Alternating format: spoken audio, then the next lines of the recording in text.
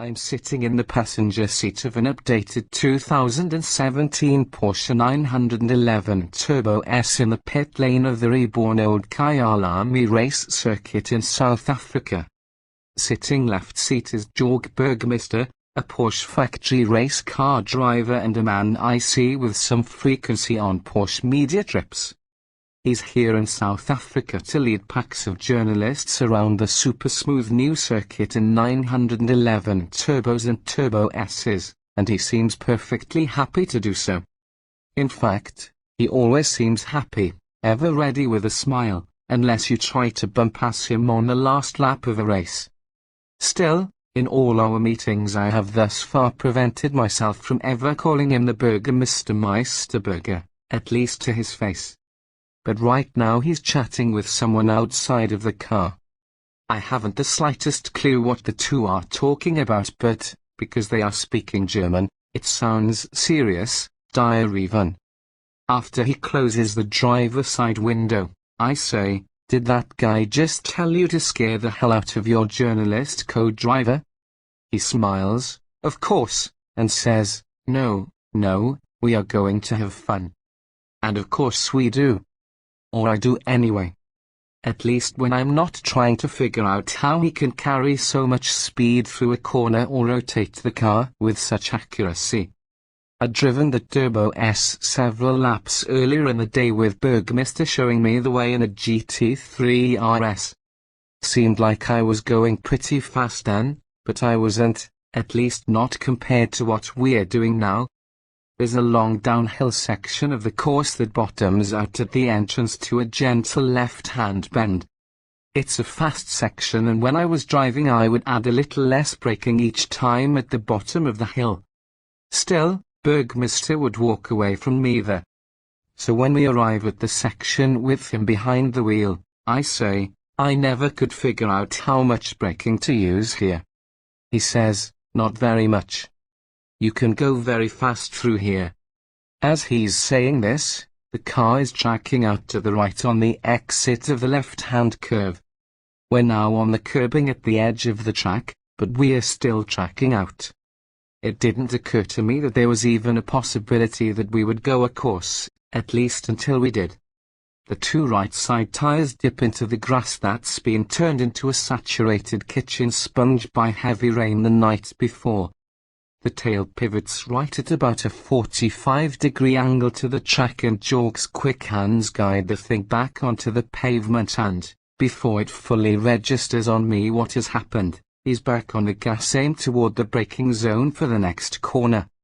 He says, "Well, you can't go that fast through here." We relate this tale because Burgmeister's comedic timing is almost as good as his driving. But also because it is to Porsche's credit that it allows Burgmeister to push it hard in the Turbo S, the company's ultimate grand touring car, with a journalist aboard. It is further to the credit of the company that it allows journalists to ham-fist these street cars around the course.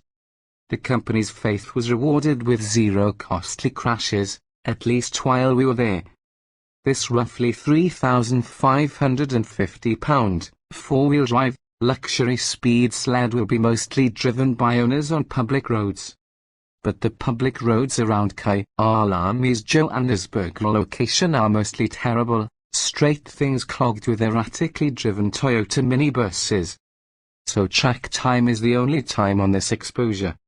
We also waited this long in the story to discuss the actual car because despite a laundry list of small changes, the resulting turbo feels almost exactly like the outgoing turbo.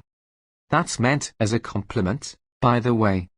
The most obvious changes to the Turbo and Turbo S are those brought by the switch to the so-called 991.2 version of the 911 platform. Visually, that means new headlights, new taillights, a new engine lid grille, and some minor fascia differences front and rear. It looks, in other words, like a 911 Turbo. Inside, the car gets Porsche's new infotainment touchscreen with online navigation, Apple CarPlay integration, Wi-Fi connectivity, and a smartphone app for remotely checking fuel level and odometer readings, as well as remote locking and unlocking of the car. Porsche has reversed the orientation of the shifter for the 7-speed PDK, so that now pushing the lever forward initiates a downshift and a rearward pull results in an upshift.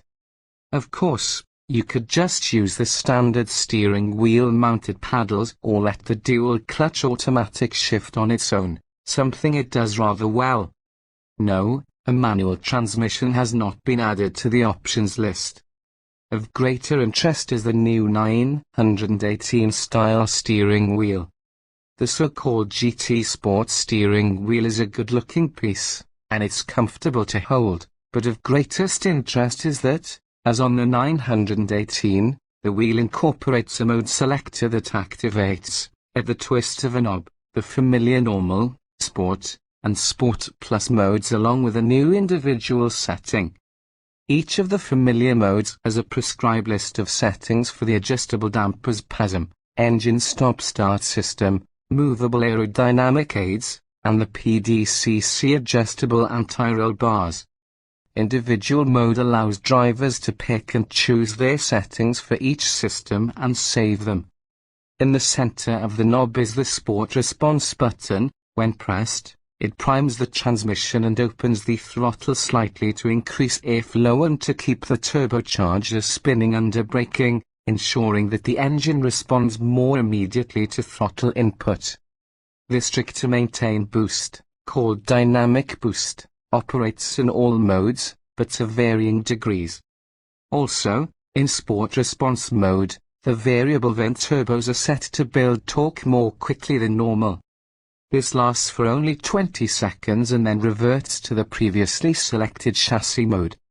But, here's the thing, you can immediately push the button again, and again, and again for additional 20-second bursts. Try as we might, we were unable to figure out how to keep the button jammed down. And unfortunately the Sport Response button is too far down on the steering wheel to punch without taking your right hand off of the 3 o'clock position. But, you ask, why doesn't Porsche just have the Sport Response setting active all the time? Well, because it would diminish fuel economy and the throttle could prove too touchy for day-to-day driving. No matter. The uprated turbo engines produce plenty of thrust in whatever setting you might choose. The 3.8-litre twin-turbo flat-six in the standard turbo coupe and convertible models carries more boost than last year, resulting in 540 horsepower at 6,400 revolutions per minute and 523 lb-ft of torque in overboost mode at 2,250 revolutions per minute. The standard torque rating is 486 lb-ft at 1,950 revolutions per minute. That's 20 more horsepower than the outgoing turbo. The Turbo S version of the 3.8-litre gets a bit more work than that for this year. It's fitted with turbos carrying larger impeller wheels. Further, it has reworked intake ports and increased fuel system pressure. The result is a 20 horsepower bump from 560 at 6,500 revolutions per minute to 580 at 6,750 for the new car. Peak torque, in overboost, remains the same 553 lb-ft at 2,250 revolutions per minute. We'd be lying if we told you we noticed the power bump by the seat of our pants. Certainly, since it's been a while since we drove the existing Turbo or Turbo S, but Porsche claims the increased power will result in a 0.1 second reduction in the 0 to 60 mph sprint of each model. For perspective, the last Turbo S we tested did the deed in an absurdly quick 2.5 seconds. The Turbo S now has a terminal velocity of 205 miles per hour. Up 7 miles per hour from last year, and the turbo is up to 199 miles per hour from 195. This is all pretty much academic.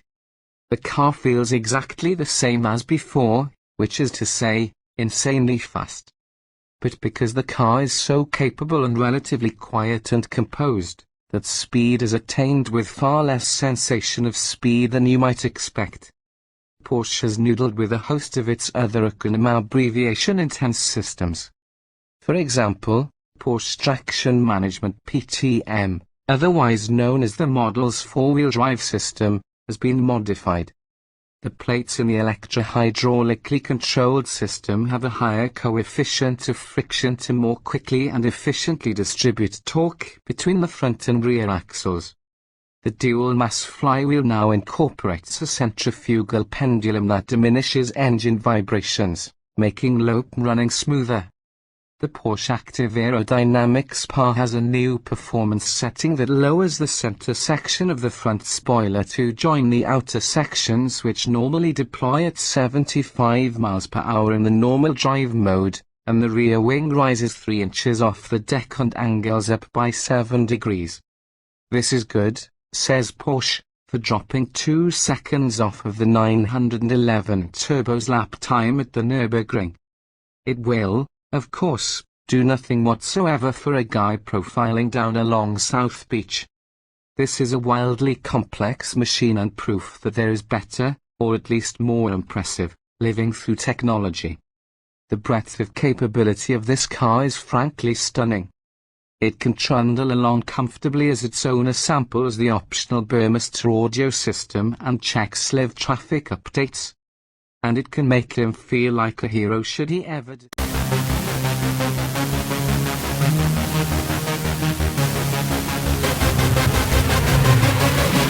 Yeah.